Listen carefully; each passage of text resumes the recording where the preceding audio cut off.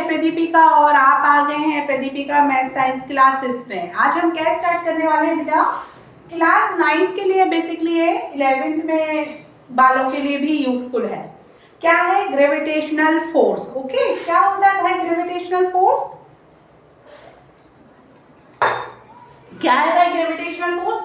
देखो बेटा, एक्चुअली क्या है कि यूनिवर्स में जितनी भी चीजें हैं सब एक दूसरे को क्या कर रही हैं? अट्रैक्ट कर रही हैं। उनके बीच में एक फोर्स है, जो फोर्स किस तरह का है? अट्रैक्शन फोर्स है। किस तरह का फोर्स है बेटा? अट्रैक्शन फोर्स है। ठीक है ना? सारी चीजें एक दूसरे को अट्रैक्ट कर रही हैं। ओके, अच्छा, अगर वो अट्रैक्ट कर रही हैं तो कितना अट्रैक्ट कर रही हैं? जैसे मान लीजिए ये दो कोई भी चीजें हैं, कोई भी ऑब्जेक्ट है हमारे, जिनका मास क्या है? एक का मास m1 है और दूसरे का m2 है, और वो एक दूसरे से कितने डिस्टेंस में है? r डिस्टेंस पे है। बेटा देखो, ये जो डिस्टेंस है दोनों की, वो कहाँ से लेंगे? सेंटर से लेंगे। हमारे जो भी ऑब्जेक्ट्स हैं उनके सेंटर से लेंगे। ये देखिए, इसका सेंटर और उसके सेंटर के बीच की डिस्टेंस आ रही है। ठीक है, अच्छा, तो ये एक दूसरे पर कितना फोर्स लगाने वाले हैं? आपको पता है कितना फोर्स लगाएंगे? ये फोर्स जो भी लगाएंगे वो कितना लगाने वाले हैं?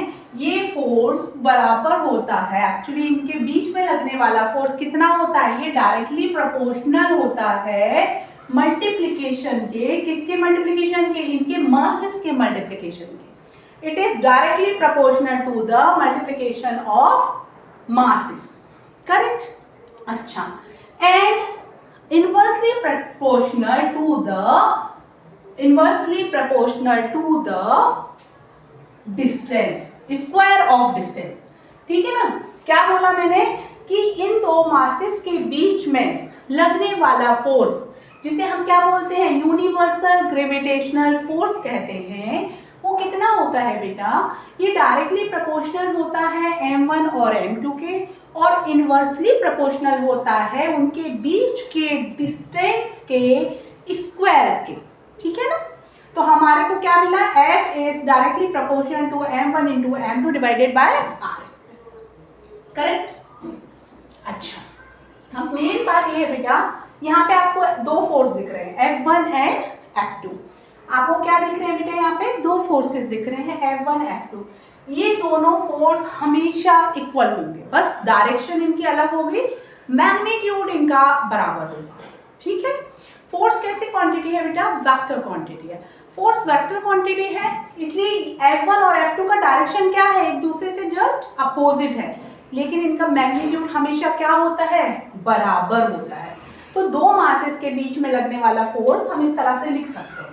अच्छा, अब हम क्या करते हैं बेटा? जब प्रोपोर्शनल का साइन हम अलग करते हैं तो हमें क्या देना पड़ता है? जब भी हम प्रोपोर्शनल का साइन अलग करते हैं तो हमें कोई ना कोई कांस्टेंट देना पड़ता है उस कंडीशन में। तो हमने यहाँ पे कौन सा कांस्टेंट दिया? यहाँ पे हमने दिया G। G क्या है बेटा? G is a gravitational force constant. Gravitational force constant, और इसकी वैल्यू क्या है? इसकी वैल्यू न्यूटन ने बोला कि बहुत ही नेग्लिजिबल होती है। न्यूटन जो हमारे इतने, आइजैक न्यूटन थे हमारे, इतने बड़े साइंटिस्ट थे जिन्होंने बहुत सारी थ्योरीज दी, बहुत सारे प्रिंसिपल्स दिए। तो उन्होंने बोला कि ये जो जी की वैल्यू होती है, ये क्या होती है? नेग्लिजिबल होती है। नेग्लिजिबल नहीं बोलेंगे, it is very low, very low. आप देखिए ना, कितनी है ये? 6.67 इंटू 10 की पावर -11 न्यूटन मीटर स्क्वायर पर केजी स्क्वायर। करेक्ट? अच्छा, अब ये G जो है ग्रेविटेशनल फोर्स का, इसकी ये जो यूनिट है ये कैसे आई? सिंपल है ना? देखो, F क्या है? F बराबर में ये सब है। F की यूनिट क्या है? न्यूटन है। करेक्ट? करेक्ट। अच्छा, अगर हम G की वैल्यू निकालना है तो हमको क्या करना पड़ेगा बेटा? G की वैल्यू निकालने के लिए बेसिकली हम ये वाले फॉर्मूले में इधर लिखती हूँ मैं।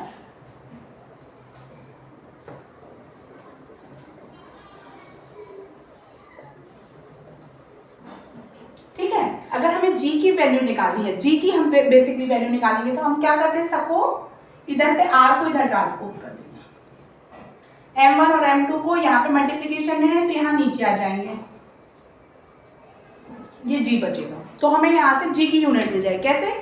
फोर्स की यूनिट न्यूटन, R आर किसमें अपना मीटर में, तो क्या हो जाएगा मीटर स्क्वायर, स्क्वायर है ना आर के ऊपर, डिवाइडेड बाय मास इसकी केजी और केजी इंटू केजी तो केजी स्क्वायर। ये देखिए ये जो यूनिट आई है वो कैसे आई है, ऐसे आई है, ठीक है।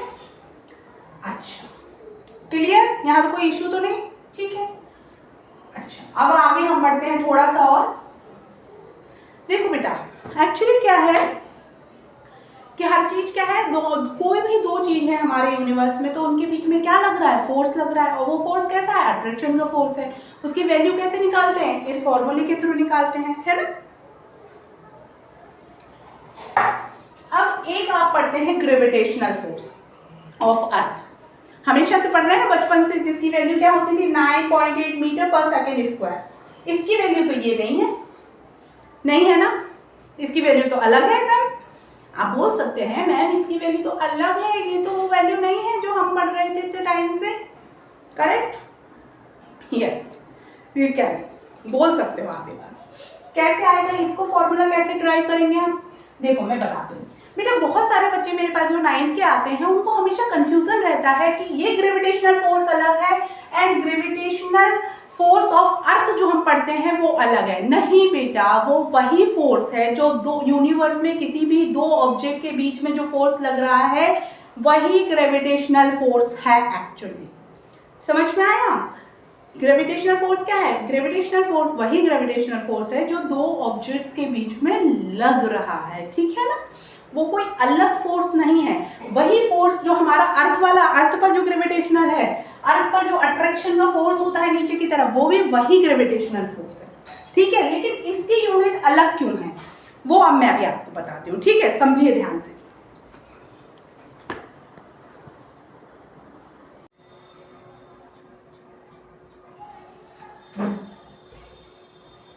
हाँ भाई, तो हम क्या देख रहे थे बेटा कि G की वैल्यू हमारी क्या है, ये क्या है, ग्रेविटेशनल फोर्स ऑफ अर्थ, ठीक है ना। ये G क्या है बेटा, it is a universal force. किसी भी ऑब्जेक्ट पर अगर कोई भी दो ऑब्जेक्ट है तो वो आपस में एक दूसरे के प्रति क्या लगाते हैं, फोर्स लगाते हैं। दोनों एक दूसरे के प्रति क्या लगाते हैं, फोर्स ऑफ अट्रैक्शन होता है उनके बीच में। कौन सा फोर्स होता है, अट्रैक्शन वाला फोर्स होता है, ठीक है ना। रिपल्शन नहीं होता, अट्रैक्शन फोर्स होता है, ठीक है भाई। हाँ, आकर्षण का फोर्स होता है किसी भी दो पिंड के बीच में बोले या ऑब्जेक्ट के बीच में बोले, ठीक है भाई। अच्छा, तो उसकी वैल्यू हमने क्या बताया था, ग्रेविटेशनल कांस्टेंट क्या आया था हमारा, ये आया था। लेकिन इन द हम अर्थ के अगर उसमें देखें, अर्थ के रिलेशंस में अगर हम देखें तो उसी थ्योरी से, जिस थ्योरी से हमने ये फॉर्मूला जैसे हमारा आया है ना, इसी फॉर्मूले से हम क्या निकालने वाले हैं, gravitation force of earth. Gravitation force of earth जिसकी वैल्यू आप ये लेते हो, आप इसे हमेशा से ग्रेविटेशनल फोर्स बोलते हो, लेकिन ये एक्चुअली ग्रेविटेशनल फोर्स नहीं है बेटा। ये क्या है, ग्रेविटेशनल एक्सेलरेशन है। ये क्या है, ग्रेविटेशन एक्सेलरेशन है। हाउ डू यू नो, मतलब आपको कैसे पता चलेगा, ये देखिए metre per second square, metre per second square किसकी यूनिट होती थी, एक्सेलरेशन की होती थी। क्योंकि हमारे जी की ग्रेविटेशनल फोर्स की तो यूनिट क्या होती है, ये होती है। ये क्या है हमारा, जिसे हम 9.8 क्या बोलते हैं, gravitational force of earth. It is not a gravitational force of earth, इसे स्मॉल जी से मेंशन करते हैं। इसको हमेशा हम किससे मेंशन करते हैं, स्मॉल जी से, ठीक है ना। ये क्या होता है actually, it is a acceleration, ठीक है ना, एक्सेलरेशन है ये फोर्स नहीं है। इसकी यूनिट देखिए मीटर पर सेकेंड स्क्वायर है। फोर्स होता तो क्या होती है यूनिट, न्यूटन होती है ना। चलिए अभी अब मैं आपको ये कैसे ड्राइव होगा इस फॉर्मूले से, क्योंकि एक्चुअल में मेरे बहुत से स्टूडेंट को ये कंफ्यूजन होता है कि हमारा जो यूनिवर्सल ग्रेविटेशनल फोर्स है और हमारा अर्थ का जो ग्रेविटेशनल एक्सेलरेशन है ये तो अलग अलग चीजें। नहीं नहीं नहीं, दोनों सेम ही चीजें हैं। ये भी इसी फॉर्मूले से ड्राइव हुआ है। ये एक्सेलरेशन है, ये क्या था अपना कांस्टेंट था, लेकिन ये किस फॉर्मूले से ड्राइव हुआ है, इसी फॉर्मूले से ड्राइव हुआ है बेटा। तो हमारे अर्थ भी जो दूसरों को, किसी भी चीज को अपनी तरफ खींचती है, जो आपने न्यूटन का एप्पल वाला देखा ना कि एप्पल गिर रहा है तो नीचे ही क्यों गिर रहा है, ऊपर क्यों नहीं जा रहा है, ये क्या है, ये due to the universal gravitational force की वजह से। वही ग्रेविटेशन फोर्स है जो दो चीजें आपस में हमेशा एक दूसरे को लगाती हैं, ठीक है ना।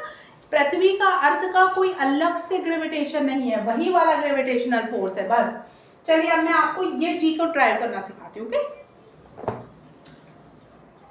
यहां तक कोई कंफ्यूजन तो नहीं है? आगे देखिए कैसे ड्राइव होगा अभी।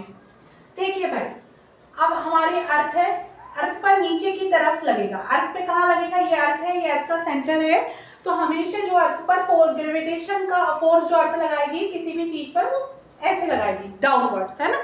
अच्छा, ये कितना होगा? मान लो यहाँ पे कोई एम है, एम मास का हमारा क्या है, एम मास का मेरा कोई ऑब्जेक्ट है, तो वो नीचे की तरफ कितना फोर्स लगाएगा? नीचे की तरफ जो फोर्स लगता है, आपने क्या पढ़ा था न्यूटन्स के सेकेंड लॉ से, F is equal to M A.